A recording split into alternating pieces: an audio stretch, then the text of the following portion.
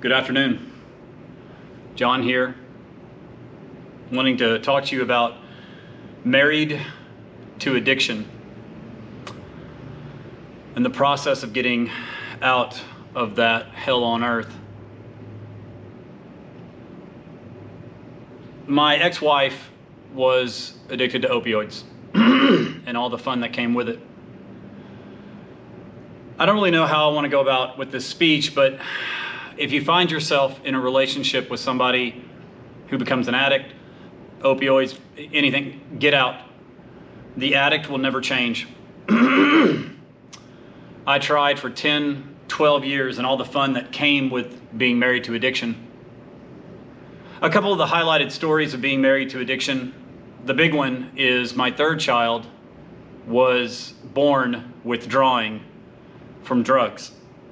Now, what happens when a child is born withdrawing is they watch the child for about a day in the regular hospital room. They decide that she's withdrawing, or they get word from the mother, and they rush her to a place called the NICU. Now, the NICU is prison. 2 magnetic doors, you have to put on plastic everything, even over your feet. Detectives are in there, cops are in there, CPS is in there. The nurses all look at you like you're, a criminal. And my little 8-pound baby girl, who'd been alive for about 2.5 days, was hooked up to needles and tubes, and she was being shot up with synthetic heroin. The reason they do synthetic heroin, methadone, is because they don't know what's inside the child. So they just assume the worst. That's one of the big stories of being married to an addict. When we went through the divorce, I ordered my child's medical records. 127 pages of birthing medical records. And I remember on one of the pages where my child had been rushed to the NICU ward and hooked up to the needles, it literally read, the doctor put in a note, MOB, mother of birth, does not want FOB, father of birth, to know about her drug usage while pregnant. And because of the way the laws work in the United States of America, they couldn't tell me. And none of it was on the records hanging on the end of the bed or anything. And so all these needles and all these tubes and all these machines hooked up to my child.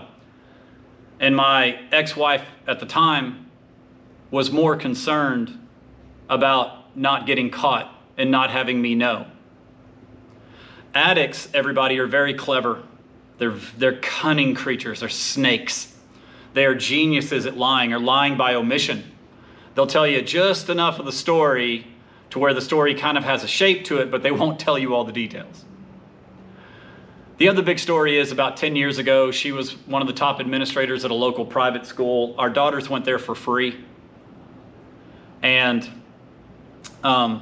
she stole drugs from the headmaster's office, got caught. She was pouring the pills into her hand, and she lost our daughter's private school forever.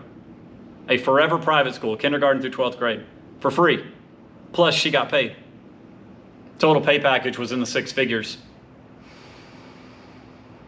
And this is what the addict does, especially the pill addict. The pill addict is way different than the heroin addict or the alcohol addict. That eventually catches up with you. Even gluttons end up overeating, right? And you can see, their gluttony. And I used to be fat. The pill addict a lot of times can function. They figured out a way, and the pharmaceutical industry has figured out a way for their dosage. Those are just 2 of the big stories of loss that I went through, let alone money, let alone prosperity. I got offered jobs in oil and gas once in another country. The addict will not leave their source. Now, their source could be a doctor. Their source could be a friendly pharmacy. Their source could be real drug dealers. But they won't leave their source. And they don't care if it hurts the prosperity of their children, their family, education, better food, better housing. They don't care. One time I came in from the oil rigs. I used to be a driller. And my wife was sitting on the couch crying.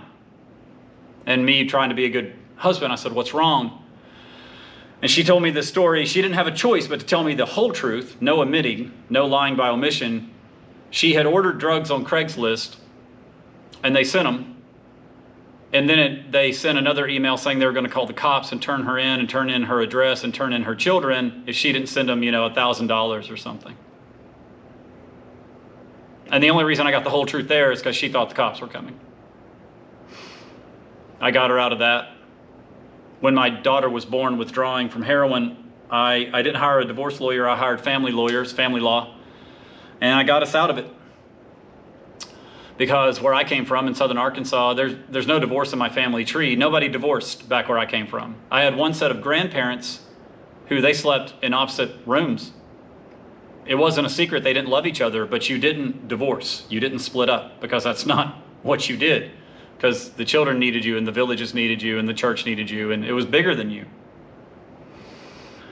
So I was very much in this mode, this old world mode of stay together, stay together, stay together. I am here to tell you right now, if you are married to addiction, if you are dating addiction, if you have a brother or sister in addiction, get out. It's going to break your heart, but you got to get out. You will never change them. And they will hurt you and hurt you and hurt you, and they will steal money, and they will hide money, and they will hide prosperity.